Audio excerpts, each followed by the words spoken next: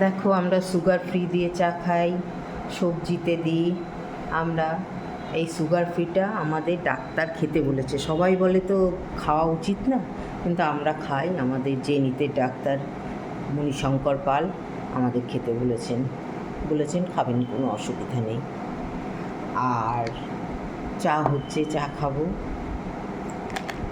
কী বলে আজকে রান্না হবে তোমার পনিরের তরকারি। পনিরটা করব, কারণ আমার হাজব্যান্ড তোমাদের দাদাভাই খেতে খুব ভালোবাসে, কিন্তু আমি পছন্দ করি না। তাকেও খেতে ভালোবাসে। আজ আমার মঙ্গলবার, তোমরা জানো আমি আজ নিরামিষ খাই। তা সুতরাং আমি নিম বেগুন ভাজবো, আলু পটলের তরকারি করব, আর পনিরের তরকারি করব। ব্যাস, খাবো তো 1 কাপ ভাত। কী হবে অত রান্না করে? সব ভিজিয়ে রেখেছি, এবার কাটতে বসবো, রান্না করব, তারপরে ঘর মুছবো, স্নান করে ঠাকুর দেব। ঠিক আছে, এই পর্যন্ত থাক তাহলে আজকে।